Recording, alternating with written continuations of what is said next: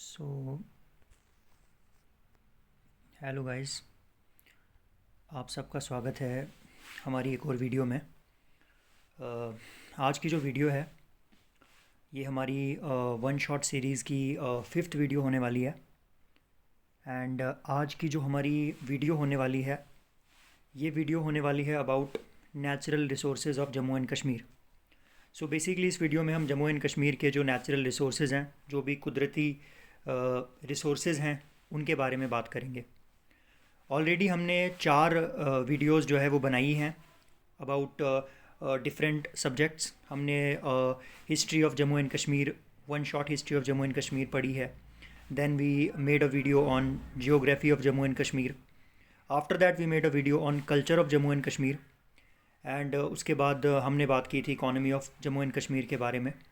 अब का जो हमारा टॉपिक है, जो हमारा फिफ्थ लेक्चर होने वाला है वन शॉट सीरीज़ का, that is going to be about natural resources of Jammu and Kashmir.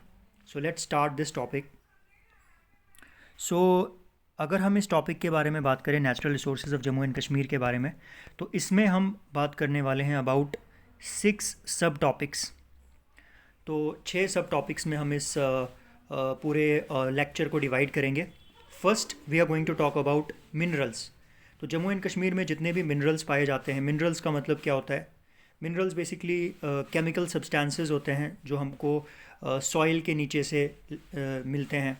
For example iron और copper, they are different types of minerals. Then we will talk about agriculture and allied sectors, खेती बाड़ी के बारे में बात करते हैं। उसके बाद हम बात करेंगे अबाउट इरीगेशन, कि इरीगेशन क्या होती है, जम्मू कश्मीर में इरीगेशन फैसिलिटीज़ कौन कौन सी इरीगेशन फैसिलिटीज़ हैं। After that we will talk about animal husbandry, हम पशुपालन की बात करेंगे। Then will talk about forests, कि जम्मू कश्मीर में किस किस टाइप के फॉरेस्ट्स पाए जाते हैं, कौन कौन सी प्लांट स्पीशीज़ जो है वो उन फॉरेस्ट्स में पाई जाती है। And after that we will talk about wild life, हम बात करेंगे about animals that are found in the forests. Okay, let's start with minerals. शुरुआत करते हैं हमारे पहले टॉपिक के साथ, जो है मिनरल्स। मिनरल्स जिनको हम हिंदी में खनिज पदार्थ भी बोलते हैं। अगर मिनरल्स की बात करें तो कोई भी देश या कोई भी रीजन जो है, वहाँ पे जो इंडस्ट्रियल डेवलपमेंट होती है या टेक्नोलॉजिकल डेवलपमेंट होती है, उसमें जो है मिनरल रिसोर्सेज का होना बहुत ज़रूरी है। किसी भी देश की जो डेवलपमेंट होती है वो इस चीज़ पे डिपेंड करती है कि उस देश के पास कितने सारे मिनरल रिसोर्सेज हैं। For example, I am pretty sure I all of you have heard about middle east. And middle east में कुछ कंट्रीज़ हैं, for example Saudi Arabia and United Arab Emirates. वो जो कंट्रीज़ हैं वो बहुत ज़्यादा रिच हैं। वो इतनी रिच इसलिए हैं बिकॉज वहाँ पे पेट्रोलियम के रिजर्व्स पाए जाते हैं। तो वहाँ पे मिनरल्स जो है, मिनरल रिच जो है वो कंट्रीज़ में आती हैं। तो दैट इज़ वाई किसी भी देश का या किसी भी रीजन की जो इकोनॉमिक डेवलपमेंट है वो उसके मिनरल्स पे डिपेंड करती हैं। अब मिनरल्स की बात करें तो मोस्टली जो मिनरल्स होते हैं वो फाइनाइट है, they are limited and exhaustible हैं। दैट इज़ कुछ टाइम के बाद अगर आप उनको यूज़ करेंगे तो वो ख़त्म हो जाएंगे। And non renewable, that is अगर एक बार आपने किसी मिनरल को यूज़ किया, उसके बाद आप दोबारा उसका यूज़ नहीं कर सकते। एंड अगर हम जम्मू एंड कश्मीर की बात करें तो जम्मू एंड कश्मीर में जो मिनरल्स हैं वो बहुत कम पाए जाते हैं। फॉसिल फ्यूल रिसोर्सेज जो पेट्रोलियम एंड नेचुरल गैस है उसके रिजर्व्स भी कम हैं। एंड मोस्टली जो ये minerals and fossil fuel resources हैं जम्मू कश्मीर के, वो जम्मू रीजन में पाए जाते हैं। अगर हम सर्वे की बात करें तो सबसे पहली जो सर्वे थी जम्मू एंड कश्मीर में, वो की थी एक बहुत ही पॉपुलर जियोलॉजिस्ट ने जिनका नाम था मिस्टर मिडलमिस। उन्होंने ये सर्वे 1924 में की थी और उन्होंने ये सर्वे में जो है government of Jammu and Kashmir के साथ कोलैबोरेट किया था। लेकिन एक ज़्यादा बेटर सर्वे जो है वो 1956 में की गई थी, ठीक है, जिसके बाद मिनरल्स का जो यूज़ है जम्मू एंड कश्मीर में वो स्टार्ट हुआ। अब हम one by one different minerals के बारे में बात करेंगे कि कौन कौन से मिनरल्स हैं जो जम्मू कश्मीर में पाए जाते हैं, कहाँ कहाँ पे पाए जाते हैं। So let's start with first mineral which is coal. अगर हम कोल की बात करें तो कोल का मतलब होता है कोयला। अब कोल की बात करें तो कोल जो है ना, ये एक बहुत ही इंपॉर्टेंट मिनरल है। किसी भी देश की, किसी भी रीजन की इंडस्ट्रियल डेवलपमेंट में कोयले का जो योगदान है वो बहुत इंपॉर्टेंट होता है। कोयला जो होता है उसको बेसिकली ब्रेड ऑफ इंडस्ट्री भी बोला जाता है। बिकॉज जो इलेक्ट्रिसिटी जनरेट होती है, जिस इलेक्ट्रिसिटी से एक फैक्ट्री रन करती है, वो कोयले से बनती है। दैट इज़ वाई इंडिया में मैक्सिमम जो इंडस्ट्रियल डेवलपमेंट हुई है वो छत्तीसगढ़ एंड झारखंड के रीजन में हुई है, बिकॉज कोल के डिपॉजिट्स वहाँ पे बहुत ज़्यादा पाए जाते हैं। अब जम्मू कश्मीर की बात करें तो जम्मू कश्मीर में कोयले के जो मेन डिपॉजिट्स हैं वो पाए जाते हैं कालाकोट में, जंगल गली में, मेतका में, लाढ़ा, चिनका, Swalkot, Dhansal, Chakkar, Mogla, Sangmarg and Kori. Similarly Kashmir division में बारामूला, हंदवाड़ा एंड पुलवामा में भी कोल को जो है वो रिपोर्ट किया गया है। एक और चीज़ यहाँ पे मेंशन करना बहुत ज़रूरी है कि जम्मू एंड कश्मीर के पास कोल के उतने ज़्यादा डिपॉजिट्स नहीं हैं। Then let's talk about lignite. Lignite की बात करें तो ये एक टाइप का कोल होता है, लेकिन इसकी जो क्वालिटी होती है वो उतनी अच्छी नहीं होती है। एंड इसके जो डिपॉजिट्स हैं वो कश्मीर वैली में जो कारेवा फॉर्मेशंस पाए जाते हैं, जिनके बारे में हमने बात की थी जब हमने जियोग्राफी की बात की थी। We talked about Karewa formations की जो रिवर बेड्स होते हैं उनके ऊपर जो लैंड होती है जिसमें सैफरन कल्टीवेशन होती है, वहाँ पे पाए जाते हैं। लिग्नाइट के डिपॉजिट्स की बात करें तो मेजर जो डिपॉजिट्स हैं लिग्नाइट के वो पाए जाते हैं निचाहुम, चौकीबल, शालीगंगा, रेथन, टंगमर्ग और लोलाब वैली में। Let's talk about number 3 now. So after coal and lignite number 3 पे आता है जिप्सम। और जिप्सम की बात करें तो जिप्सम के जो डिपॉजिट्स हैं वो पाए जाते हैं असर एंड बटोत में, रामबन डिस्ट्रिक्ट में एंड बोनियार डिस्ट्रिक्ट बारामूला में। ठीक है, अब अगर हम जिप्सम की बात करें तो जिप्सम जो है इसका यूज़ कहाँ पे होता है, आप पूछ सकते हो कि जिप्सम का यूज़ कहाँ पे होता है। तो जिप्सम का जो यूज़ है वो फर्टिलाइज़र्स की मैन्युफैक्चरिंग में होता है, प्लास्टर ऑफ पेरिस, ठीक है, जो कि एज अ प्लास्टर यूज़ होता है, या स्टैचूज़ बनाने में यूज़ होता है, वहाँ पे इसका यूज़ होता है। एंड सीमेंट फैक्ट्रीज़ में भी इसका जो है बहुत ज़्यादा यूज़ होता है। इसके बाद एक और इम्पॉर्टेंट मिनरल जो जम्मू एंड कश्मीर में पाया जाता है that is sapphire, that is Neelam. J&K जो है एकमात्र जगह है पूरे हिंदुस्तान में जहाँ पे नीलम की जो खदानें हैं वो पाई जाती हैं अच्छी क्वालिटी की। पाडर में, पाडर जो कि एक तहसील है किश्तवाड़ डिस्ट्रिक्ट की, वहाँ पे एक जगह है सुमजन, वहाँ पे जो है इसकी डिपॉजिट्स पाई जाती हैं। जो पाडर में जो नीलम मिलता है वो डीप ब्लू है कलर में, और ये अपनी प्योरिटी के लिए और ट्रांसपेरेंसी के लिए फेमस है। इसको जो है श्रीलंका में जो नीलम पाया जाता है उससे बेटर क्वालिटी का इसको कंसीडर किया जाता है। ज्वेलरी में इसका यूज़ बहुत ज़्यादा होता है और इसकी ऑर्नामेंटल वैल्यू भी बहुत ज़्यादा होती है। रूबी की बात करें तो रूबी जो है ये सैफायर के साथ में पाया जाता है जांस्कर, सुमजान और पाडर में। बोरैक्स की बात करें तो बहुत बड़े डिपॉजिट्स जो बोरैक्स के हैं वो पूगा वैली लद्दाख में पाए जाते हैं। बोरैक्स का use paper, ceramics, glass, soaps, varnishes, artificial James बनाने में किया जाता है। आफ्टर दैट लाइमस्टोन की बात करें जिसको हम लोग चूना भी बोलते हैं, तो हाई क्वालिटी का जो लाइमस्टोन है जिसका यूज़ सीमेंट की मैन्युफैक्चरिंग में किया जाता है या एज अ केमिकल किया जाता है, वो अनंतनाग में अबंडेंटली अवेलेबल होता है, पुलवामा एंड बारामूला डिस्ट्रिक्ट्स में। सिमिलरली रियासी, जंगल गली, बलाल, बशोली, कालाकोट और खालसी में ये पाया जाता है। लाइमस्टोन की बात करें तो सीमेंट एंड लाइम की मैन्युफैक्चरिंग में यूज़ होता है, एंड स्टोन्स एंड मोर्टार बनाने में भी इसका यूज़ किया जाता है। After that let's talk about copper. तो कॉपर के जो ओर्स हैं वो पाए जाते हैं ऐशमुकाम में, सुम्भार में, अनंतनाग में, लश्तियाल, बारामूला, हंदवाड़ा, सुंबल में, कंगन में और लोलाब वैली में। कॉपर की बात करें तो जो इलेक्ट्रिकल इक्विपमेंट्स होते हैं जैसे जो वायर्स होती है या जो मोटर्स होती है उनकी मैन्युफैक्चरिंग में इसका इस्तेमाल होता है। माइका की बात करें तो माइका के डिपॉजिट्स पाए जाते हैं डोडा, रामबन एंड रियासी में। यूरेनियम पाया जाता है लद्दाख, यूटी में। ठीक है, इसके बाद बात करें आयरन ओर की, तो आयरन ओर के जो डिपॉजिट्स हैं वो पाए जाते हैं शारदा, करना तहसील में, खरीव, हराल, हंदवाड़ा, उरी तहसील और लोलाब में। जम्मू डिवीज़न में जो थिक बेड्स हैं हेमेटाइट के वो पाए जाते हैं खंडली, रजौरी में। आफ्टर दैट गोल्ड की बात करें तो गोल्ड के जो डिपॉजिट्स हैं वो पाए जाते हैं द्रास, सुरू और इंडस वैली में, करगिल एंड लेह डिस्ट्रिक्ट्स में। ग्रेफाइट की बात करें तो ग्रेफाइट जिसका यूज़ लेड की पेंसिल्स बनाने में किया जाता है ये पाया जाता है बरारीपोरा, उरी, कारना, मलोगाम, पीरान और किश्तवाड़ में। सल्फ़र की बात करें तो सल्फ़र पाया जाता है Puga valley, Ladakh union territory में। स्प्रिंग वाटर्स में ये अन्ना, नाग और खरीव में पाया जाता है। इसके बाद अगर हम बात करें तो नेचुरल गैस एंड पेट्रोलियम की बात करें तो नेचुरल गैस जो है ये रिपोर्ट की गई है ONGC के द्वारा कश्मीर वैली में सिल्क फैक्ट्री रामबाग के पास। बहुत सारे जो पेट्रोलियम रिजर्व्स हैं वो नोटिस किए गए हैं रामनगर, उधमपुर और सुरिनसर में, जो ये प्रूव करते हैं कि फ्यूचर में ऑयल एंड नेचुरल गैस जो है वो जम्मू कश्मीर में पाया जा सकता है। ठीक है, तो विद दिस आवर फर्स्ट सब topic of minerals is done. हमने जम्मू कश्मीर के मिनरल्स के बारे में बात कर ली है। अब हमारा सब टॉपिक नंबर 2 जो है वो स्टार्ट हो जाता है, that is agriculture and allied sectors. अब एग्रीकल्चर की बात करें तो एग्रीकल्चर का मतलब क्या होता है भाई, तो मिट्टी में किसी फसल को उगाना, ठीक है, या जानवरों को पालना, that is called as agriculture. तो एग्रीकल्चर की डेफिनेशन क्या है कि मिट्टी में फसलों को उगाना या जानवरों को पालना, that is called as agriculture.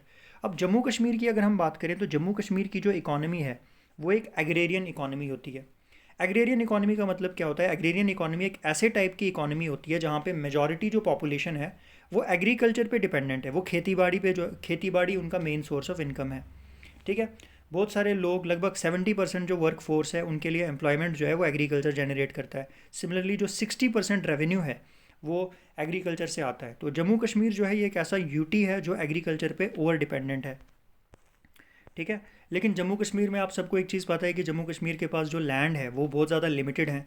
That is why land का सही यूज़ बहुत ज़रूरी है, ताकि जो पॉपुलेशन हमारी बढ़ रही है उसकी जो नीड्स हैं वो हम फुलफ़िल कर सके, हमारी सॉइल्स की सस्टेनेबिलिटी जो है वो मेंटेन हो, इकोसिस्टम और इन्वायरमेंट।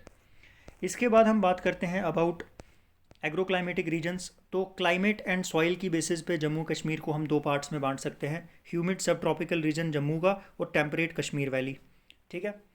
एंड इंपॉर्टेंट क्रॉप्स की बात करें तो कौन कौन से इंपॉर्टेंट क्रॉप्स जम्मू कश्मीर में ग्रो होते हैं। सबसे पहला क्रॉप है राइस, दैट इज़ चावल या धान बोलते हैं। तो कश्मीरीज़ का स्टेपल फूड है, डेली बेसिस पे कश्मीरीज़ जो है वो चावल खाते हैं। राइस की जो फार्मिंग है उसके लिए गर्म क्लाइमेट चाहिए और ह्यूमिडिटी होनी चाहिए एटमॉस्फेयर में।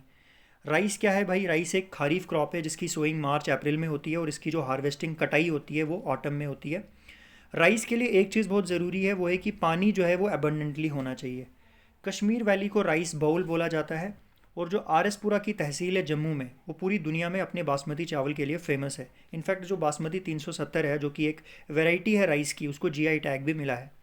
राइस की बात करें तो मोस्टली जम्मू, अनंतनाग, कुलगाम, बारामूला, कुपवाड़ा, श्रीनगर, पुलवामा और कठुआ के जो डिस्ट्रिक्ट्स हैं उनमें राइस की फार्मिंग होती है। ज़ैद क्रॉप्स की बात करें तो ये वो क्रॉप्स होते हैं जिनको अप्रैल एंड जून के बीच में जिनकी फार्मिंग होती है। इसमें हमारे melon, watermelon, cucumber, leafy and बाकी वेजिटेबल्स आते हैं।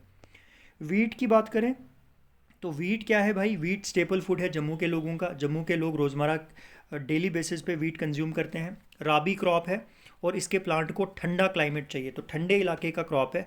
मॉइस्ट क्लाइमेट भी चाहिए स्टार्टिंग में, और warm and dry weather harvest time पे होना चाहिए। एवरेज रेनफॉल 50 से 70 सेंटीमीटर के बीच में होनी चाहिए, वो भी रेगुलर बेसिस पे।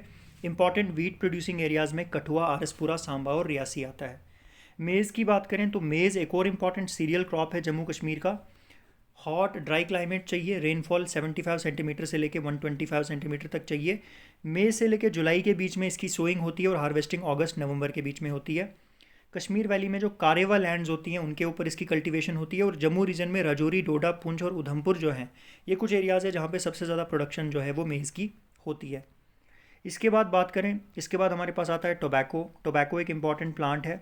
तो टोबैको की ग्रोथ के लिए भी गर्म क्लाइमेट चाहिए, मॉइस्ट क्लाइमेट चाहिए, और मिट्टी जो है वो लाइम में रिच होनी चाहिए। कश्मीर वैली में ग्रो किया जाता है क्योंकि कश्मीर वैली की जो सॉइल है, कश्मीर वैली की जो मिट्टी है वो इसकी ग्रोथ के लिए सबसे ज़्यादा बेस्ट है। अब क्रॉप्स की बात करें तो क्रॉप्स जो है नॉर्मली हमारे दो टाइप के होते हैं। एक होते हैं खारीफ क्रॉप्स, दूसरे होते हैं हमारे राबी क्रॉप्स। खारीफ क्रॉप्स कौन से क्रॉप्स को हम लोग बोलते हैं? खारीफ क्रॉप्स हम ऐसे क्रॉप्स को बोलते हैं जिनकी सोइंग मई एंड जुलाई के बीच में होती है।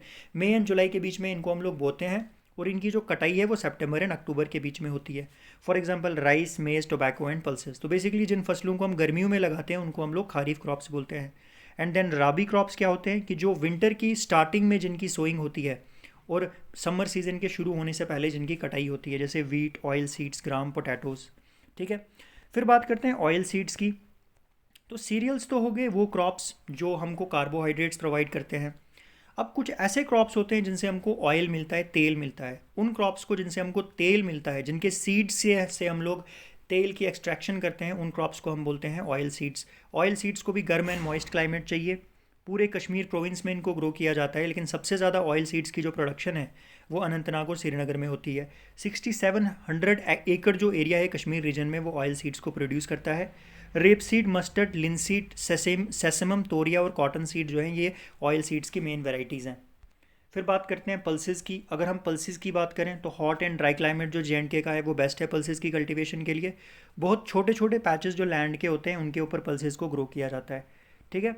और कश्मीर की बात करें तो कश्मीर के जो पल्सेस है वो अपनी क्वालिटी के लिए जाने जाते हैं। और एक फेमस जो पल्स क्रॉप है जम्मू कश्मीर की, दैट इज़ राजमा, जो डोडा, भदरवा, राजौरी एंड पुंछ में जिसकी कल्टीवेशन होती है, जिसको अभी रिसेंटली जीआई टैग भी मिला है।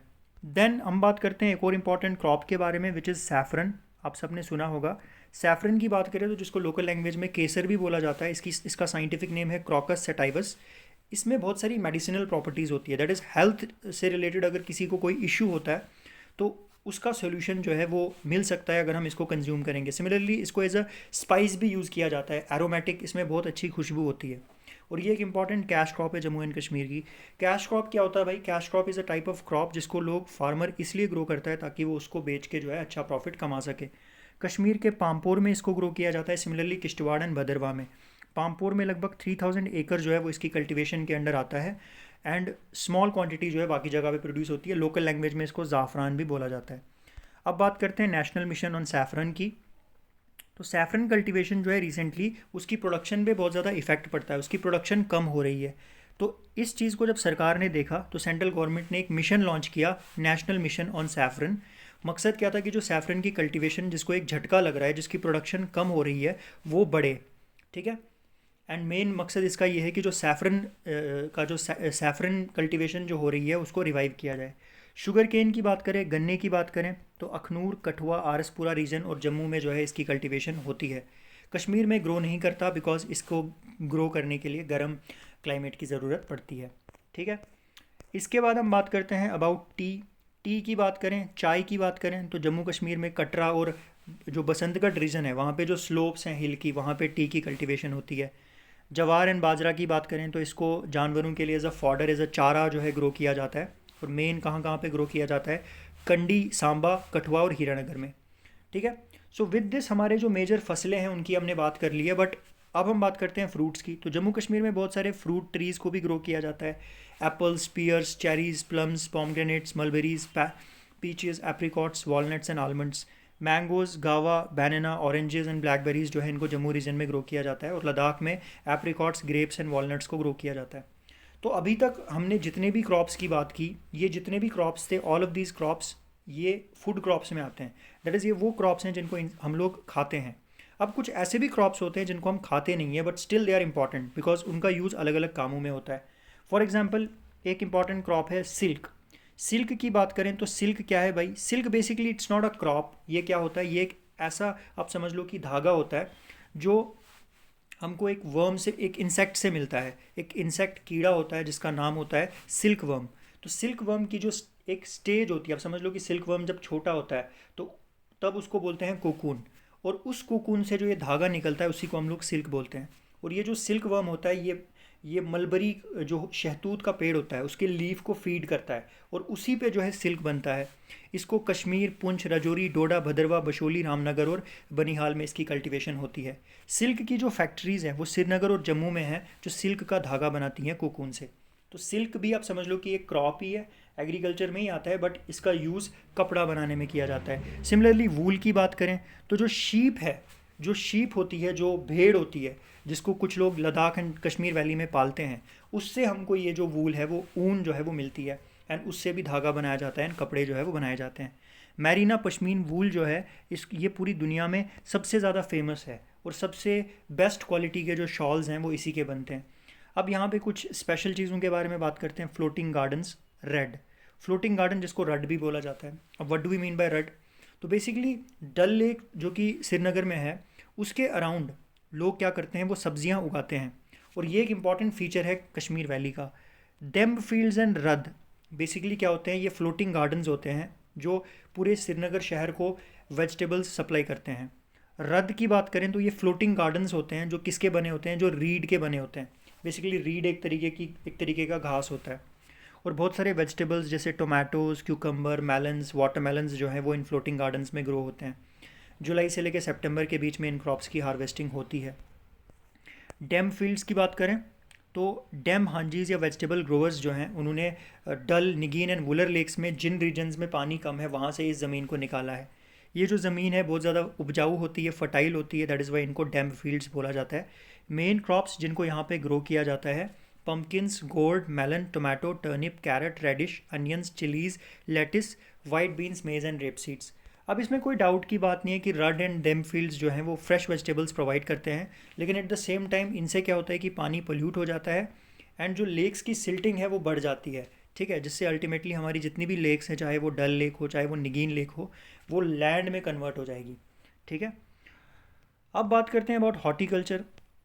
अब एग्रीकल्चर में एक इम्पॉर्टेंट ब्रांच आती है हॉर्टिकल्चर। हॉर्टिकल्चर की बात करें तो इसमें हमारे फ्रूट्स आते हैं फ्रूट्स की कल्टीवेशन, वेजिटेबल्स की कल्टीवेशन या फ्लावर्स की जो कल्टीवेशन है वो हॉर्टिकल्चर के अंडर आती है। और जम्मू कश्मीर जो है अपने हॉर्टिकल्चर प्रोडक्ट्स के लिए, स्पेशली जो फ्रूट्स है उनके लिए पूरी दुनिया में फेमस है।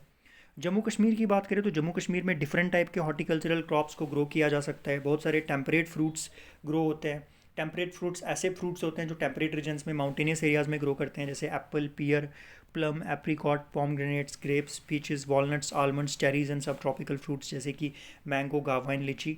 फ्रूट्स की बात करें तो सबसे ज़्यादा प्रोडक्शन जो है वो एप्पल की होती है, उसके बाद वॉलनट की। फ्रूट कल्टीवेशन की बात करें तो बहुत सारे जो फार्मर्स हैं उनके लिए इंपॉर्टेंट सोर्स ऑफ इनकम जो है दैट इज़ फ्रूट्स। इसके बाद बात करें फ्रूट प्रोडक्शन की तो लगभग 22.35 लाख मैट्रिक टन्स जो है फ्रूट्स के वो यहाँ पे एक साल में प्रोड्यूस होते हैं, जिसमें से 6 लाख मैट्रिक टन जो फ्रूट है उसको फॉरेन कंट्रीज़ में एक्सपोर्ट किया जाता है। सिमिलरली कश्मीर वैली की बात करें तो बहुत सारे वेजिटेबल्स जैसे कि potato, turnip, carrot, spinach, tomato, cabbage, cauliflower, radish, onion, lotus stick, brinjal, groundnut and bitter gourd की जो कल्टीवेशन है वो यहाँ पे होती है। इसके बाद बात करते हैं फ्लोरीकल्चर की। अगर हम फ्लोरीकल्चर की बात करें तो फ्लोरीकल्चर सेक्टर जो है वो रिसेंटली बहुत ज़्यादा डेवलप हुआ है। फ्लोरीकल्चर मतलब कि फ्लावर्स की कल्टीवेशन करना, ठीक है, क्योंकि फ्लावर्स की जो डिमांड है वो डोमेस्टिक मार्केट में भी बहुत ज़्यादा बढ़ गई है और फॉरेन मार्केट्स में भी बढ़ी है। तो इस सेगमेंट को प्रमोट करने के लिए बहुत सारी जो नर्सरीज़ हैं उनको इस्टेब्लिश किया गया है, ठीक है, जहाँ पे ऑर्नामेंटल और जो मेडिसिनल प्लांट्स हैं उनको ग्रो किया जाता है। एक सबसे बड़ी जो अचीवमेंट है फ्लोरिकल्चर डिपार्टमेंट की वो है टुलिप गार्डन जो उन्होंने बनाया है, जो कि इस टाइप का एक ही गार्डन है श्रीनगर में। ये एशिया का सबसे बड़ा टुलिप गार्डन है। From a GK point of view this question is very important. आपसे पूछा जा सकता है कि बताओ एशिया का सबसे बड़ा टुलिप गार्डन कहाँ पे है, ठीक है। और बहुत सारे टूरिस्ट, चाहे वो लोकल टूरिस्ट हो या चाहे वो फॉरेन टूरिस्ट हो, फिल्म शूटिंग भी जो है यहाँ पे बहुत सारी होती है। अब यहाँ पे कुछ एप्पल की वैरायटीज़ के बारे में बात करें तो एप्पल की वैरायटीज़ में अम्बरी, कश्मीरी, अमेरिकन ट्रेल, अमेरिकन एपी रोज, delicious, red delicious, Maharaji, white dotted red, Hazratbadi, Benoni, Kesri, Cox's, orange pippin. Pear की वैरायटीज़ में नख, कश्मीरी, विलम्स। चेरी की वैरायटीज़ में जिलास डबल, जिलास अव्वल नंबर एंड जिलास मिश्री। फिर बात करते हैं अबाउट सेरीकल्चर। सेरीकल्चर ऑलरेडी हमने पढ़ा है, जो रेशम, जो सिल्क की प्रोडक्शन होती है उसको बोलते हैं। जम्मू कश्मीर में सेरीकल्चर जो है एक ऐसा काम है जो बहुत पुराने टाइम से हो रहा है। और कश्मीर की बात करें तो कश्मीर पूरी दुनिया में फेमस है। ऐसा माना जाता है कि सबसे बेस्ट क्वालिटी का जो सिल्क है वो कश्मीर में ही पाया जाता है, ठीक है। इनफैक्ट जो जापान एंड इटली का सिल्क है उससे बेटर सिल्क जो है वो कश्मीर में पाया जाता था 60 साल पहले। कश्मीर का जो क्लाइमेट है वो टेम्परेट है।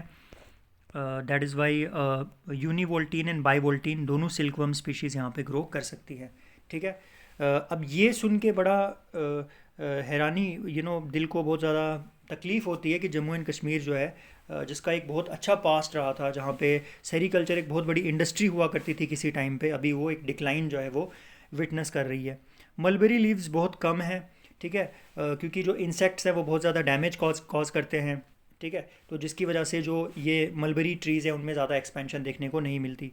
सेरीकल्चर जो डिपार्टमेंट है वो फोकस कर रहा है कि हम ड्वार्फ मलबेरी ट्रीज़ को ग्रो करें, ठीक है, बट और इसको रिवाइव करने की कोशिश की जा रही है।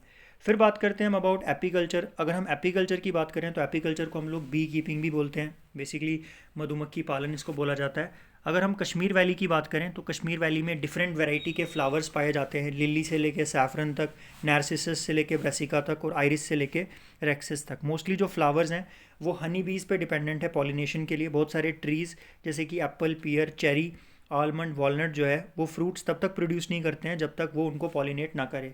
और रिसेंटली जो जम्मू एंड कश्मीर की गवर्नमेंट है उन्होंने ये डिसाइड किया है कि 10,000 नई बी कॉलोनीज़ जो है उनको इस्टेब्लिश किया जाएगा। आफ्टर दिस कश्मीर वैली में बी कीपिंग जो है एक हाउस होल्ड इंडस्ट्री है, ठीक है। पामपोर, श्रीनगर, पुलवामा, त्राल, कुलगाम, बडगाम, अनंतनाग, काजीगुंड और करना में। ये मेंशन करना बहुत इंपॉर्टेंट है कि कश्मीर वैली जो है पूरी दुनिया में फेमस है सुला हनी के लिए, केकर हनी के लिए और सैफरन हनी के लिए। जम्मू रीजन में बी कीपिंग को डेवलप किया जा रहा है उधमपुर, पुंछ, किश्तवाड़, भदरवा, बटोत, रामबन, डोडा और बनिहाल में, ठीक है। अब एग्रीकल्चर में कुछ प्रॉब्लम्स भी यहाँ पे फेस कर रहे हैं यहाँ के किसान। सबसे पहली प्रॉब्लम है कि जो यहाँ का किसान है उनके पास लैंड उतनी ज़्यादा बड़ी नहीं है। अब अगर आपके पास लैंड बड़ी नहीं है तो उस लैंड का आपको कोई फ़ायदा नहीं मिलता। फॉर एग्जांपल अगर मैं आपको सिंपल सी एग्जांपल दूँ, लेट से अगर आपके पास 1 हेक्टेयर लैंड है और 1 हेक्टेयर लैंड के ऊपर लेट से अगर आपने सेब के पेड़ लगाए, 1 हेक्टेयर लैंड के ऊपर आपने सेब का बगीचा लगाया, ठीक है। अब अगर आप 1 हेक्टेयर लैंड के ऊपर जो है सेब का बगीचा जो है वो आप लगाते हो, तो इससे क्या होता है, लेट्स से अगर आपने 1 हेक्टेयर लैंड के ऊपर 1000 पेड़ जो है वो लगाए हैं, तो 1000 पेड़ में अगर एक पेड़ आपको 50 kg एप्पल्स देता है, तो 1000 पेड़ जो है वो आपको कितने एप्पल्स देंगे, they will give you 50 kg apples, 50 ton apples आपको देंगे। अब 1 kg एप्पल अगर आप 50 रुपीज़ का बेच रहे हो, तो 50,000 kg एप्पल, मतलब आपका जो टोटल अर्निंग है वो 1 हेक्टेयर लैंड से 25 लाख होगा। तो एग्रीकल्चर में क्या होता है कि आपके पास जितनी ज़्यादा लैंड है उतना ज़्यादा आपको प्रॉफिट मिलता है, ठीक है। लेकिन जम्मू कश्मीर में ऐसा नहीं है। जम्मू कश्मीर के फार्मर्स के पास लैंड कम है, जैसे किसी के पास 1 कनाल है, किसी के पास 2 कनाल है, तो 1 कनाल में अगर आप अपने एप्पल की कल्टीवेशन कर भी दी, तो आपके पास इतने सारे एप्पल्स की प्रोडक्शन आप नहीं कर पा रहे हो कि जिससे आपको फ़ायदा मिले। सिमिलरली इरिगेशन फैसिलिटीज़ नहीं है, जिसकी वजह से बहुत सारी फसलें बर्बाद हो जाती हैं और ज़्यादा क्रॉप्स ग्रो नहीं हो पाते हैं। सॉइल इरोजन एक मेन प्रॉब्लम है, स्पेशली माउंटेनियस एरियाज़ में मिट्टी की क्वालिटी जो है वो ख़राब हो रही है। मॉडर्न टेक्निक्स नहीं, अभी भी लोग पुराने मेथड से जो है फार्मिंग करते हैं, जिससे प्रोडक्शन पैदावार बहुत कम है। इंफ्रास्ट्रक्चर जो है हमारे पास उतना ज़्यादा नहीं है, रोड इंफ्रास्ट्रक्चर इतना अच्छा नहीं है कि जो विलेजेस हैं जहाँ पे फार्मिंग होती है वहाँ का प्रोडक्ट जो है वो शहर में पहुँचे।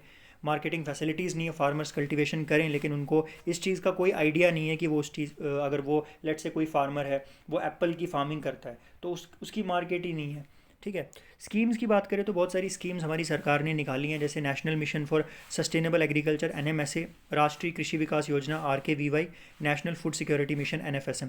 यहाँ पे एक इंपॉर्टेंट चीज़ मैं आपको बताना चाहता हूँ कि एक नई स्कीम हमारी सरकार ने, जम्मू कश्मीर की सरकार ने जो है उसको इनाग्रेट किया है, that is HADP, holistic agriculture development programme. और ये जो स्कीम है इसका मकसद क्या है कि जो एग्रीकल्चरल सेक्टर है उसको जम्मू कश्मीर में बहुत ज़्यादा डेवलप करना है, ठीक है। और इससे क्या है कि बहुत सारी जॉब्स जो है वो यहाँ पे क्रिएट की जाएंगी, ठीक है। अब बात करते हैं, सो विद दिस हमारे 2 टॉपिक्स हो चुके हैं फिनिश, सब टॉपिक्स। फर्स्ट हमने मिनरल्स की बात कर ली, सेकंड हमने एग्रीकल्चर की बात कर ली। अब एग्रीकल्चर से रिलेटेड एक इंपॉर्टेंट टॉपिक जिसके बारे में हम बात करेंगे, दैट इज़ इरीगेशन। तो इरिगेशन का मतलब क्या होता है? इरिगेशन का मतलब होता है बेसिकली जो फसलें होती हैं, जैसे लेट से लैंड है, एक ज़मीन का टुकड़ा है, उसमें आपने लेट से सब्ज़ी ग्रो की है, तो सब्ज़ी में जो हम पानी देते हैं, तो आर्टिफिशियली जो पानी हम सब्जियों को देते हैं, that is called as irrigation. अब इरिगेशन का जो रोल है वो एग्रीकल्चर में बहुत इंपॉर्टेंट है। अगर एग्रीकल्चरल क्रॉप्स को, फसलों को पानी नहीं मिलेगा तो फसलें बर्बाद हो जाएगी। तो किसी भी रीजन में अगर एग्रीकल्चर को आपने डेवलप करना है तो इरिगेशन का जो रोल है वो बहुत इंपॉर्टेंट है। हाइड्रो जियोलॉजिकल यूनिट्स की बात करें तो on the basis of geography regions 2 type के हैं। Outer plains of Jammu region, जिसमें जम्मू, सांबा, कठुआ आता है, और कश्मीर वैली आती है, ठीक है। Let's talk about both of them one by one. अब इरिगेशन के मेथड्स कौन कौन से हैं, इरिगेशन कैसे होती है? सबसे पहला मेथड ऑफ इरिगेशन है कैनाल। अब कैनाल की बात करें तो what do we mean by canal? Canal का मतलब होता है नहर, ठीक है। तो सबसे इम्पॉर्टेंट जो सिस्टम है इरिगेशन का, जो जम्मू कश्मीर में बहुत पॉपुलर है, दैट इज़ कैनाल्स, जो नहरें होती हैं, स्पेशली जो आउटर प्लेन्स हैं जम्मू कश्मीर के और जो कश्मीर वैली है वहाँ पे। क्यों यहाँ पे नहर बनाना आसान है? क्योंकि मिट्टी जो है वो बहुत ज़्यादा सॉफ्ट है, एलुवियल सॉइल है, तो मिट्टी को खोदना बहुत आसान है, ठीक है। अब कैनाल की बात करें तो कैनाल को लोकल लैंग्वेज में कश्मीर में कुल बोला जाता है और लद्दाख में इसको मयूर बोलते हैं, ठीक है। ऑल्सो जो झेलम है और उसकी जो जितनी भी ट्रिब्यूटरीज हैं उनमें साल भर पानी रहता है, क्योंकि उनका ओरिजिन ग्लेशियर से होता है और वो कभी सूखती नहीं है, तो कैनाल्स में साल भर पानी आता है। लगभग 4,86,072 एकड़ जो एग्रीकल्चरल लैंड है कश्मीर में, वो इरीगेट होती है थ्रू कैनाल्स, ठीक है। इसके बाद दूसरे टाइप का जो इरिगेशन जो यहाँ पे यूज़ होता है, that is lift irrigation. Lift irrigation में क्या होता है कि पानी जो है उसको नीचे से ऊपर पंप किया जाता है और उसके बाद जो है फील्ड में उसको कैरी किया जाता है कैनाल्स के थ्रू। देन लीवर सिस्टम आता है। लीवर सिस्टम बेसिकली क्या होता है कि हैंड पंप लगाया जाता है, जिससे ग्राउंड से जो पानी है उसको हम निकालते हैं। लगभग 6,000 ऐसे कुएँ जो है अभी जम्मू कश्मीर में चल रहे हैं। फिर टैंक इरिगेशन की बात करें तो टैंक इरिगेशन में क्या होता है कि टैंक में पानी भरते हैं और उसके बाद वो जो पानी है उसको फसलों को देते हैं। तो टैंक इरिगेशन जो है वो कश्मीर वैली के कुछ डिस्ट्रिक्ट्स में प्रैक्टिस किया जाता है। लगभग 32,000 हेक्टेयर जो लैंड है उनकी इरिगेशन टैंक से होती है, जिसमें से 97% अनंतनाग, पुलवामा, श्रीनगर, बडगाम और कुपवाड़ा डिस्ट्रिक्ट में आते हैं और बाकी जो है वो पुंछ डिस्ट्रिक्ट में आते हैं। अब बात करते हैं अबाउट डिफरेंट सोर्सेज, कौन सा सोर्स कितना इरिगेशन करता है। कैनाल्स 88%, टैंक्स 2.5%, वेल्स 3%, बाकी सोर्सेज 6.5%, टोटल 100%। कश्मीर वैली की इरिगेशन की बात करें तो कश्मीर वैली में जो इरिगेशन है वो कैनाल्स के थ्रू होती है।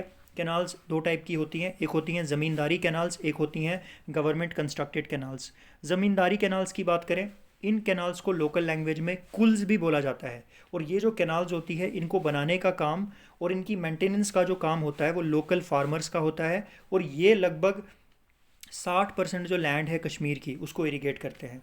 अब कुछ फेमस कैनाल्स के बारे में बात करेंगे जो कश्मीर में पाई जाती हैं। सबसे पहली कैनाल है मारतंड कैनाल। मारतंड कैनाल की बात करें तो ये कश्मीर की सबसे पुरानी कैनाल है। So from a GK point of view this question is very important. आपसे पूछा जा सकता है कि बताओ कश्मीर की सबसे पुरानी कैनाल कौन सी है, तो which canal is the oldest canal of Kashmir, that is Martand canal. 50 kilometre लंबी ये कैनाल है और लगभग 9.5 थाउजेंड एकड़ जो लैंड है मट्टन, तिचनपुर, खवपरा और अनंतनाग के अराउंड उसको ये इरिगेट करती है। लिदर रिवर जो है गणेशपुरा के पास, वहाँ से इसमें पानी जो है वो आता है। Okay fine. इसके बाद बात करते हैं अबाउट शकफुल कैनाल। अगर हम शकफुल कैनाल की बात करें तो इसमें जो पानी है वो नला सिंध से आता है और ये मनीगाम से लेकर सतापुरा तक जितने भी विलेजेस हैं उनको ये इरिगेट करता है। हायर लेवल पे फ्लो करता है और कैनाल जो है इससे हाइडल पावर की कंस्ट्रक्शन भी की गई है। शकरबुल कैनाल की बात करें तो इसमें जो हरवन लेक है वहाँ से पानी लिया जाता है और चश्मशाही तक डल लेक के ईस्ट में ये फ़्लो करती है। इसका पानी बहुत स्मॉल एरियाज़ में कल्टीवेशन के लिए यूज़ होता है। ऑर्चर्ड्स की इरिगेशन भी इसके थ्रू होती है। सिमिलरली हमारे पास नूर कैनाल आती है। नूर कैनाल की बात करें तो 13 किलोमीटर लंबी ये कैनाल है। रिवर झेलम से शादीपुर के पास इसमें पानी जाता है और उसके बाद ये वुलर लेक में जाती है। इंदरकूट विलेज को ये इरिगेट करती है। देन हमारे पास लालकुल कैनाल आती है जिसमें नुला पोहरू से पानी आता है बुघामा के पास, कुपवाड़ा के पास, और ये उत्तर मच्छीपोरा, कुपवाड़ा, द्रुगमल, सोपोर और हंदवाड़ा में जो विलेजेस फील्ड्स हैं उनको इरिगेट करती है। 3 किलोमीटर लंबी ये कैनाल है और लगभग 75,000 एकड़ ऑफ लैंड को इरिगेट करती है। फिर आती है जैनागिर कैनाल। तो ये भी एक बहुत फेमस कैनाल है कश्मीर की। 47 किलोमीटर लंबी कैनाल है और इसका जो पानी है वो रिवर मधुमती से आता है। ये बांडीपोर के थ्रू फ्लो करती है वुलर लेक के किनारे पे सोनावरी में और ये लूप्स में मूव करती है। उसके बाद ये सोपोर में एंटर करती है और लगभग 13,300 एकड़ ऑफ लैंड को इरिगेट करती है। देन दादी कुल कैनाल की बात करें तो इसमें जो पानी है वो नुला लिदर से आता है कोत्सू में छतापोरा के पास। 19 किलोमीटर लंबी ये कैनाल है और इरिगेट करती है 8,000 एकड़ ऑफ लैंड को खुर्रम, बिछनपुरा, अनंतनाग और सरहारन एरिया में। सुंबल कैनाल की बात करें तो इसमें नुल्हा सुखनाग से जो पानी आता है कोसा में वो इसमें जाता है। 35.5 किलोमीटर लंबी ये कैनाल है, सोनावरी एरिया को इरिगेट करती है और वापस झेलम रिवर में शादीपुर में जाती है। लगभग 5,000 एकड़ जो लैंड का है वो इस कैनाल से इरिगेट होता है। Then let's talk about Zarkul canal. Zarkul canal की बात करें तो इसमें जो पानी है वो नुल्हा सिंध से आता है प्रांग में और इरिगेट करता है 20,000 एकड़ ऑफ लैंड को। बहुत पुरानी कैनाल है और इसकी कंस्ट्रक्शन ज़ैनुल आबदीन के टाइम पे हुई थी। मनसबल, लार, असम और गांदरबल को इरिगेट करता है। जैनापुर कैनाल की बात करें तो इसमें जो रिवर विशव है वहाँ पे जो भारी जुर्ग है वहाँ से इसमें पानी जाता है। 32 किलोमीटर लंबी कैनाल है और इरिगेट करती है 6,000 acres of land Kulgam and Jainapur area में। इसके बाद नंदी कुल कैनाल, पानी नुला अनंतनाग से लसीपुर में आता है। ओरिजिनली जो है वो अवंती वर्मन के टाइम पे इसको बनाया गया था। इसके बाद 30 किलोमीटर लंबी है और इरिगेट करती है 8,000 acres of land northern areas of Anantnag में। देन देयर इज़ माहिंद कैनाल जिसकी कंस्ट्रक्शन 1956 में हुई थी। इसमें नुला लिदर से सखरास के पास जो है पानी लिया जाता है। लगभग 16 किलोमीटर लंबी ये कैनाल है और लगभग 25 एकड़ ऑफ लैंड जो है उसको सेरिया, बिचनपुरा और अनंतनाग में इरिगेट करती है। अवंतीपुर कैनाल, पानी नुल्हा लिदर से दुहजान में इसमें जाता है। 36 किलोमीटर लंबी है और इरिगेट करती है about 5,000 acres of land Pampore के ईस्ट में। इसकी कंस्ट्रक्शन 1953 में हुई थी। कायल कैनाल, पानी नुल्हा रामब्रारा से आता है पतिपोर में। 50 किलोमीटर लंबी है और इरिगेट करती है लगभग 55 एकड़ ऑफ लैंड। इसकी कंस्ट्रक्शन 1953 में हुई थी। ऋषिपुरा कैनाल, इसका ये जो पानी है ये लेती है रिवर विशव से मित्राजन में। लगभग 18 किलोमीटर लंबी है और इरिगेट करती है लगभग 3,000 एकर्स ऑफ लैंड। इसकी कंस्ट्रक्शन 1956 में हुई थी। बाबुल कैनाल की बात करें तो ये पानी लेता है नुल्हा फिरोजपुर से टंगमर्ग में। ये 22.5 किलोमीटर लंबी है और इरिगेट करती है 4,500 एकर्स ऑफ लैंड गुलमर्ग के नीचे। इसकी कंस्ट्रक्शन 1956 में हुई थी।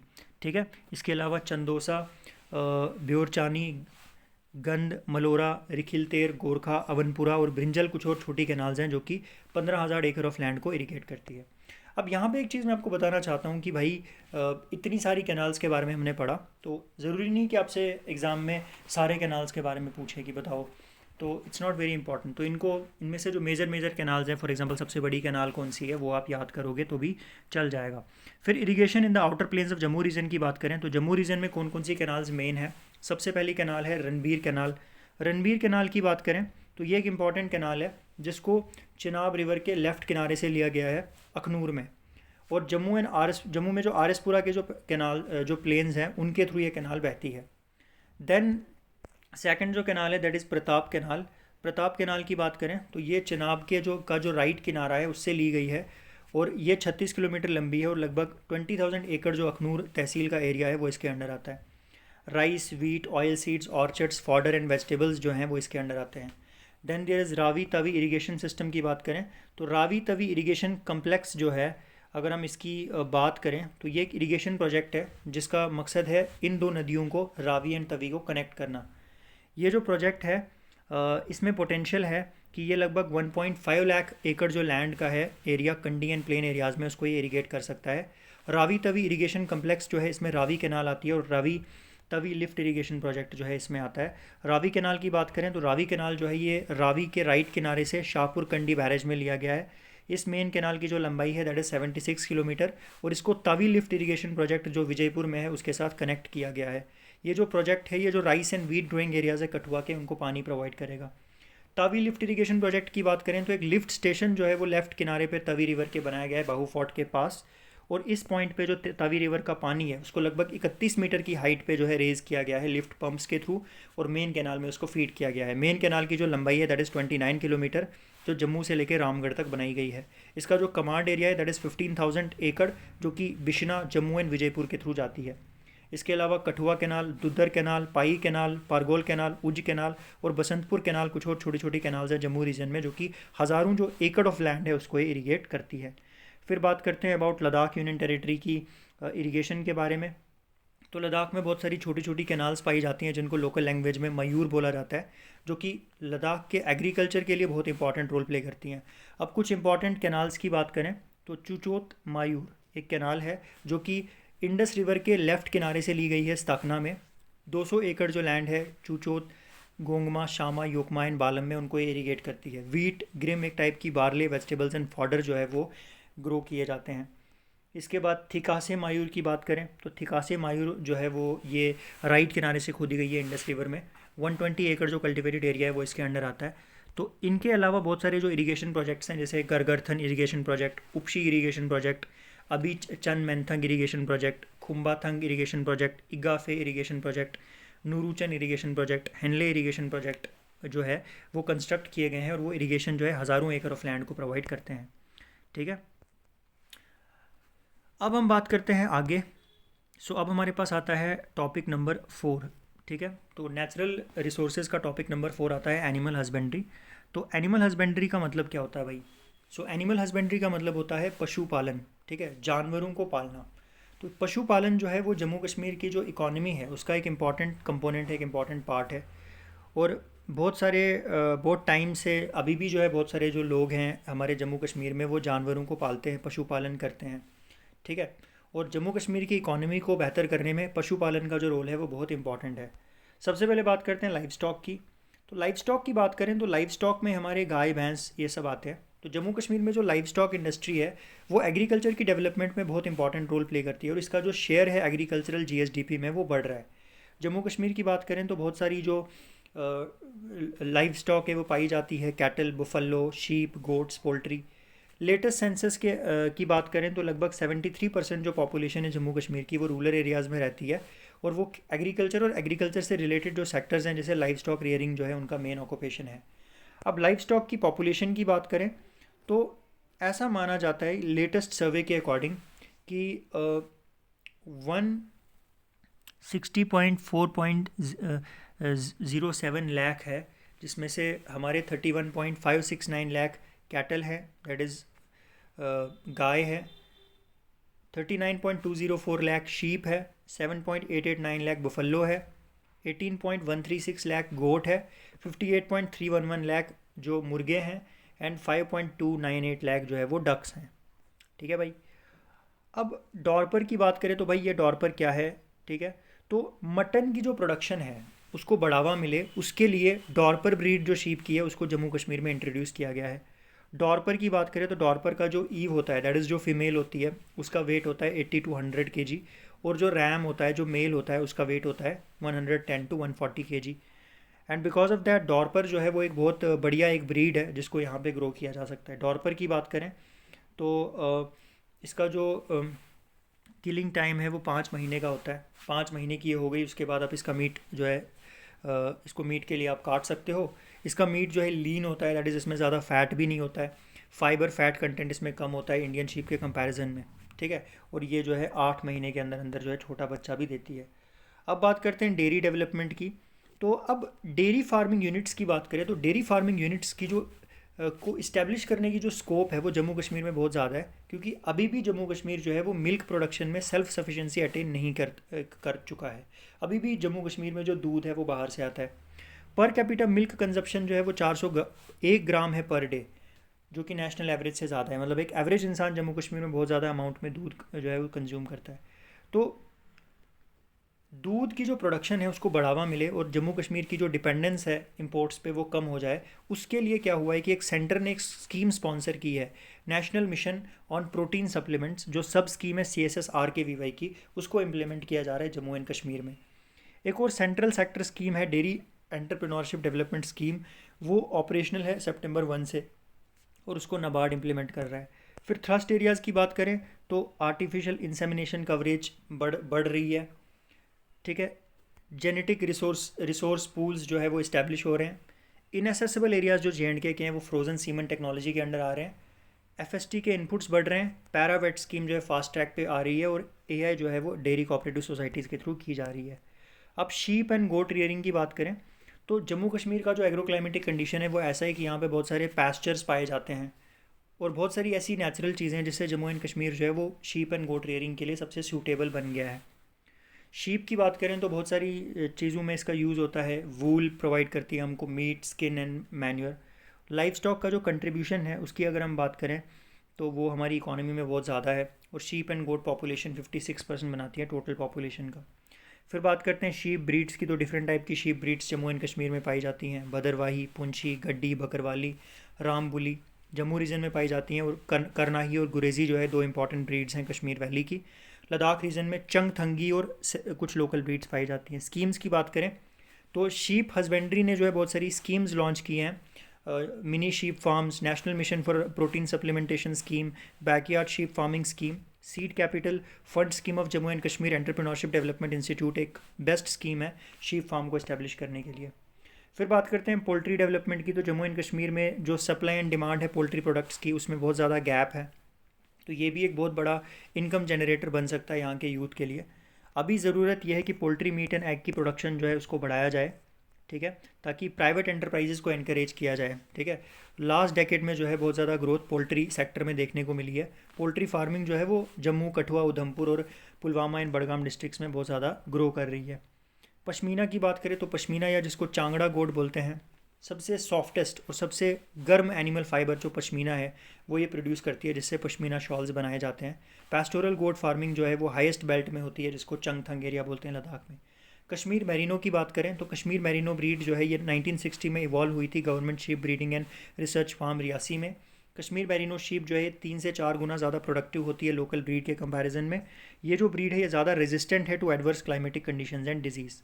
अब पोल्ट्री डेवलपमेंट को बढ़ावा देने के लिए 10 प्रोजेक्ट्स जो है वो सैंक्शन किए गए हैं गवर्नमेंट ऑफ इंडिया ने, ताकि जम्मू कश्मीर को असिस्टेंस प्रोवाइड की जाएगी, centrally sponsored scheme assistance to the state for poultry farms के अंडर, ठीक है। और 1 दिन पुराने जो चिक्स हैं वो प्रोवाइड किए जाएंगे, टेक्निकल सपोर्ट प्रोवाइड की जाएगी, और हेल्थ कवर बर्ड्स को दिया जाएगा। थ्रस्ट एरियाज़ की बात करें तो 75% जो लोकल रिक्वायरमेंट है ब्रॉयलर्स की वो खुद से फुलफ़िल की जाए। एग प्रोडक्शन को बढ़ावा दिया जाए, बैकयार्ड पोल्ट्री की वैरायटी को इम्प्रूव किया जाए, लोकल प्रोडक्शन जो पोल्ट्री फीड की है उसको बूस्ट किया जाए। एनिमल हस्बेंड्री की प्रॉब्लम्स क्या हैं भाई? सबसे पहली प्रॉब्लम है भाई कि जम्मू कश्मीर की जो क्लाइमेटिक कंडीशंस है वो बहुत ज़्यादा ख़राब हैं।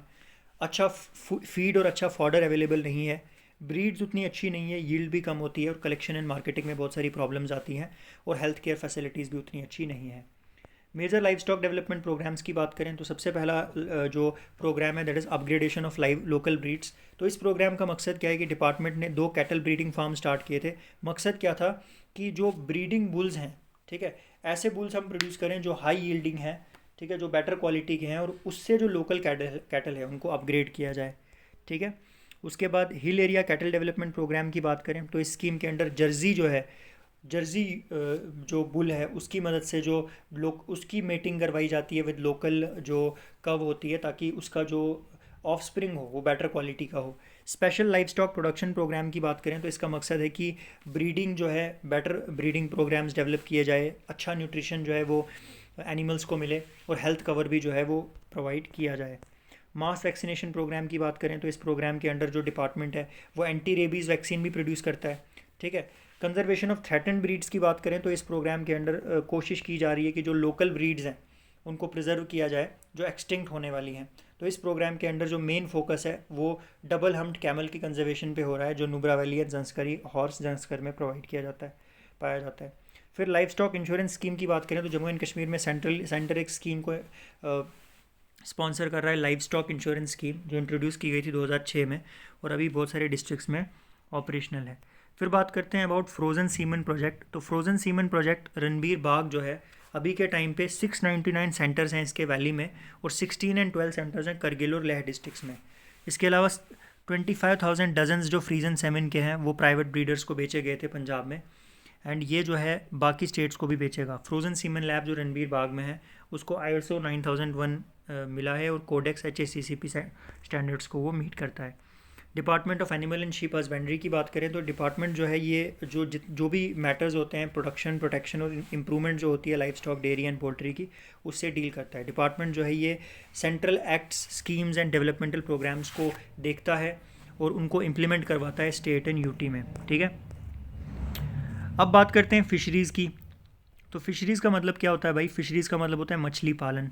तो जम्मू कश्मीर में लगभग 125 स्पीशीज़ हैं, अलग अलग प्रजातियां हैं मछलियों की, जिसमें से 11 मछलियां सबसे इंपॉर्टेंट है। पर कैपिटा एनुअल आउटपुट की बात करें तो दैट इज़ 1 किलोग्राम। ठीक है, जो less than 3 grams per day है। तो बहुत बड़ा गैप है डिमांड एंड सप्लाई में। फ़िश जो है लोगों की डाइट का इंपॉर्टेंट पार्ट है और फ़िश की जो डिमांड है वो बहुत ज़्यादा है, स्पेशली जो हमारे आर्मी ऑफिशियल्स होते हैं या जो टूरिस्ट होते हैं वो फ़िश को बहुत ज़्यादा प्रेफर करते हैं।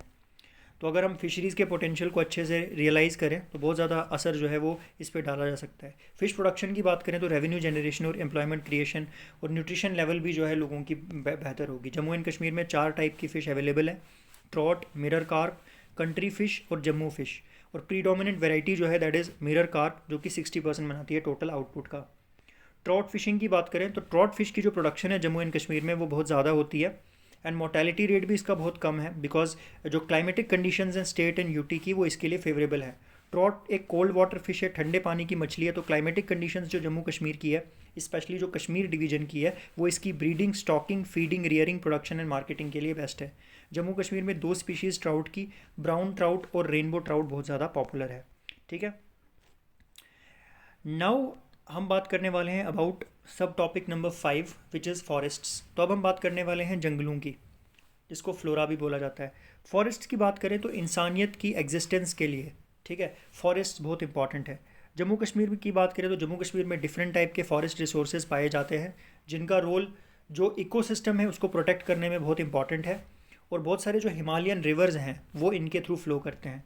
फॉरेस्ट की बात करें तो प्राइमरी, बहुत सारे प्राइमरी सेक्टर्स जैसे agriculture, horticulture, animal husbandry, specially जो हिली एरियाज़ में है वो फॉरेस्ट पे बहुत ज़्यादा डिपेंड करती है। इस कंटेक्स्ट में जो फेमस कश्मीरी संत था शेख नूरुद्दीन वली, उन्होंने कहा था अन्न पोषे तिले यल वन पोषे, दैट इज़ आपको खाना तब तक मिलेगा जब तक आपके जंगल हैं। ठीक है। फॉरेस्ट की बात करें तो फॉरेस्ट कितने टाइप के हैं जम्मू कश्मीर में? 5 टाइप के फॉरेस्ट यहाँ पे पाए जाते हैं। सबसे पहले सब ट्रॉपिकल ड्राई एवरग्रीन फॉरेस्ट्स। ठीक है। जो सब ट्रॉपिकल रीजन में जो फॉरेस्ट पाए जाते हैं, Himalayan moist temperate forest, Himalayan dry temperate forest. Moist मतलब जहाँ पे रेनफॉल होती है, ड्राई जहाँ पे रेनफॉल कम होती है। Subtropical pine and subalpine forest and alpine forest जो माउंटेन के टॉप पे पाए जाते हैं। ठीक है। सो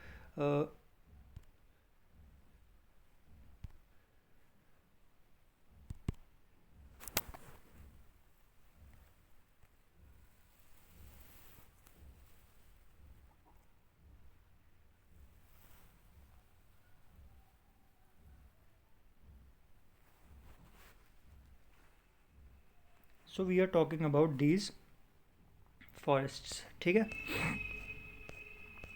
अब जम्मू कश्मीर के फॉरेस्ट कवर के बारे में हम बात करने वाले हैं।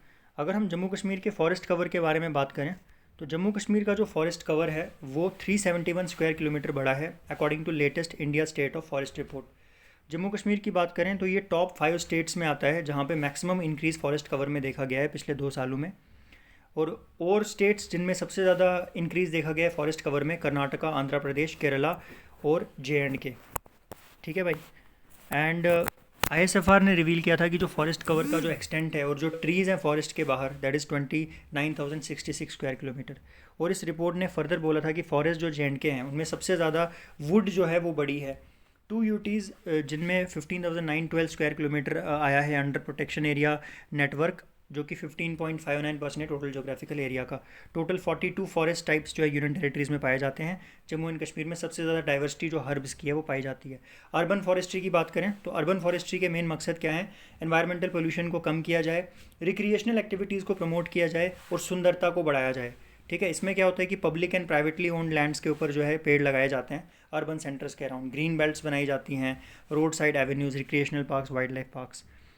अब जम्मू कश्मीर के जो फॉरेस्ट्स हैं वो इतने ज़्यादा सुंदर क्यों हैं? सबसे पहले तो फॉरेस्ट क्या करते हैं? इन्वायरमेंट की स्टेबिलिटी को मेंटेन करते हैं, लकड़ी प्रोवाइड करते हैं जिसको हम जलाते हैं, खाना बनाते हैं। सॉफ्ट वुड फर्नीचर में यूज़ होती है, फर्नीचर बनाने में यूज़ होती है। पल्प से जो है कागज़ बनाए जाते हैं। Lac, resin, charcoal, firewood, medicinal herbs हमको इससे मिलते हैं। बहुत सारी ट्राइब्स जो है फॉरेस्ट पे डिपेंडेंट है अपने लाइवलीहुड के लिए।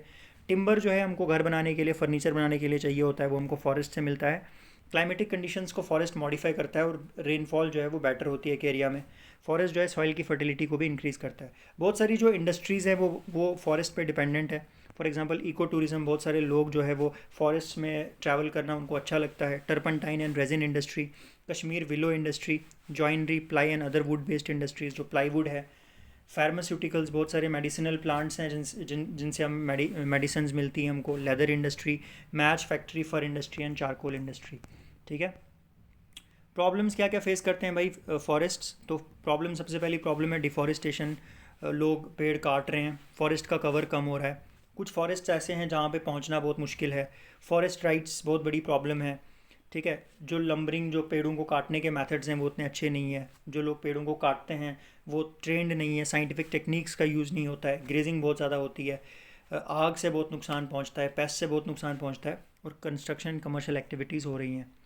एग्रीकल्चरल इंक्रोचमेंट्स भी होती हैं। फिर बात करते हैं सोशल फॉरेस्ट्री की। तो सोशल फॉरेस्ट्री का मतलब क्या होता है? Forestry of the people, by the people and for the people. Main focus क्या है कि जो हमारे जंगल हैं उनके ऊपर जो है उनका यूज़ हम कम करें, और लोकली हम लोग जंगल बनाएं और उनका हम लोग यूज़ करें। अब जम्मू कश्मीर की फॉरेस्ट पॉलिसी की बात करें तो मकसद क्या है भाई? बायोडाइवर्सिटी को प्रोटेक्ट करना है। ठीक है, डिग्रेडेड फॉरेस्ट को रिहेबिलिटेट करना है, फॉरेस्ट लैंड को प्रोटेक्ट करना है, और एक लोगों का मूवमेंट क्रिएट करना है हेल्दी फॉरेस्ट के लिए। तो क्या क्या बेसिक ऑब्जेक्टिव्स हैं? बायोडाइवर्सिटी को बचाना, नेचुरल हैबिटेट को बचाना, डिग्रेडेड फॉरेस्ट को रिहेबिलिटेट करना, गरीबी को जो है ख़त्म करना, सॉइल इरोजन को चेक करना, प्रेशर जो फॉरेस्ट के ऊपर है उसको कम करना, रेवेन्यू जनरेशन करना, और एक लोगों का मूवमेंट क्रिएट करना। ठीक है। एग्रो फॉरेस्ट्री क्या होता है भाई? एग्रो फॉरेस्ट्री का मतलब होता है कि एक ऐसा तरीका खेती बाड़ी का जहाँ पे क्या होता है कि एक फार्मर जो है वो खेती बाड़ी भी करता है, एट द सेम टाइम वो खेत के साथ साथ पेड़ भी लगाता है, जिससे फार्मर को फूड भी मिलता है, fodder, fuel, fruit and timber भी मिलता है।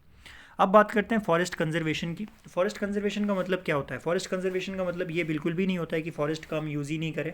फॉरेस्ट कंजर्वेशन का मतलब होता है कि हम फॉरेस्ट का सही तरीके से यूज़ करें, जिससे हमारी इकोनॉमी और एनवायरनमेंट पे कोई नुकसान ना हो। फॉरेस्ट का जो कंजर्वेशन है वो एक नेशनल इशू है और इसको वैसे ही हमें टैकल करना चाहिए। अब कश्मीर के ट्रीज़ की बात करें तो कौन कौन से ट्रीज़ कश्मीर में पाए जाते हैं? सबसे पहला ट्री है वॉलनट का ट्री। तो वॉलनट के ट्री का जो छिलका होता है बाहर का, उससे लोग दांत जो है साफ़ करते हैं। वुड कार्विंग बनाने में इसका यूज़ किया जाता है। इसका बोटेनिकल नेम है जगलन्स रीजिया। विलो ट्री की बात करें तो इसकी जो ट्विग्स हैं, टहनियाँ हैं, उनसे लोग अपने दांत साफ़ करते हैं। बैट्स बनाने में इसका यूज़ किया जाता है। हॉकी के जो स्टिक्स हैं उनको भी बनाया जाता है और इसको एज अ फ्यूल भी यूज़ किया जाता है। पाइन ट्री की बात करें, पीर पंजाल रेंज में पाया जाता है, स्ट्रेट ग्रो करता है। पुराने ज़माने में जो है घर बनाने में इसका यूज़ किया जाता था। चेरी ट्री की बात करें तो एक ऐसा फ्रूट जो एबंडेंटली कश्मीर में पाया जाता है। फ्रूट बहुत ज़्यादा टेस्टी होता है और हमारी बॉडी एंड माइंड को रिफ़्रेश करता है। एप्पल ट्री की बात करें तो बहुत ही फेमस ट्री है कश्मीर का। कश्मीर के जो एप्पल्स हैं उनकी बहुत बड़ी मार्केट है। आलमंड ट्रीज़ की बात करें तो ये हिल की स्लोप्स पे ग्रो करते हैं या रॉकी लैंड पे ग्रो करते हैं। बहुत बड़े बड़े गार्डन्स जो आलमंड्स के हैं उनकी जो सुंदरता है वो देखते ही बनती है। चिनार ट्री की बात करें तो इसको किंग ऑफ ट्रीज़ बोला जाता है कश्मीर में, लोकल लैंग्वेज में इसको बूने बोलते हैं। चिनार एक ऐसा ट्री है जो बहुत सारे लोगों को शेड प्रोवाइड करता है। नसीम बाग जो श्रीनगर में है वो अपने चिनार्स के लिए बहुत ज़्यादा फेमस है। चिनार का जो लीफ है वो कश्मीरी आर्ट्स एंड क्राफ्ट्स के लिए स्टैंड करता है।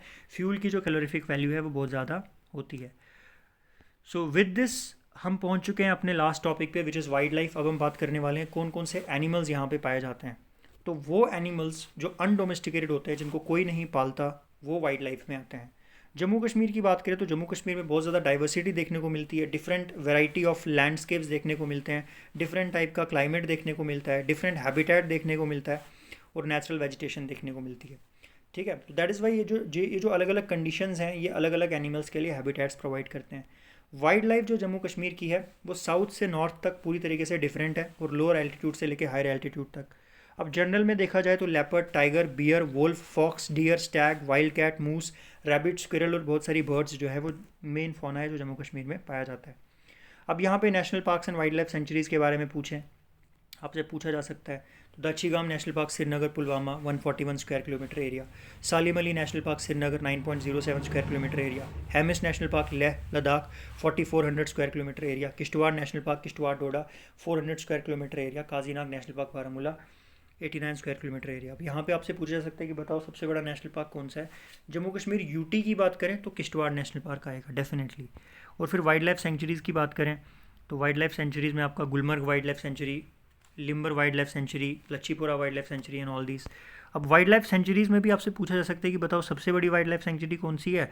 तो सबसे बड़ी wild life sanctuary will be Changthang wild life sanctuary जो लेह लद्दाख में पाई जाती है।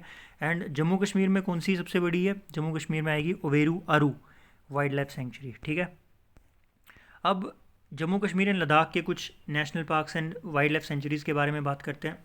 सबसे पहले बात करते हैं अबाउट किश्तवाड़ नेशनल पार्क।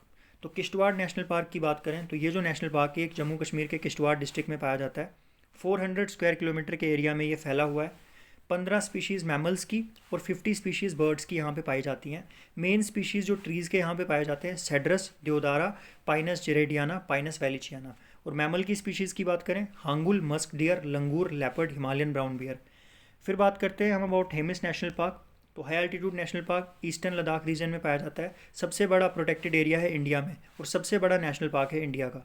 तो फ्रॉम जी के point of view very important point, कौन सा नेशनल पार्क इंडिया का सबसे बड़ा नेशनल पार्क है, हेमिस नेशनल पार्क। बहुत सारे प्रोजेक्ट्स जो बायोडाइवर्सिटी कंजर्वेशन के हैं और रूरल लाइवलीहुड के हैं, जैसे कि project snow leopard, Ladakh ecotourism project, Ladakh homestays, वो यहाँ पे स्टार्ट किए गए हैं। ये जो पार्क है बहुत बड़ी पॉपुलेशन जो स्नो लेपर्ड्स की है, argali, great Tibetan sheep, bharal, blue sheep, shapu, Ladakhi urial and livestock यहाँ पे पाई जाती है। Tibetan wolf, Eurasian brown bear, red fox भी यहाँ पे पाए जाते हैं। ठीक है, ये जो पार्क है ये Himalayan and trans Himalayan birds को स्टडी करने के लिए बेस्ट जगह है। बर्ड्स की बात करें golden eagle, lammergeier vulture and Himalayan griffon vulture यहाँ पे पाया जाता है।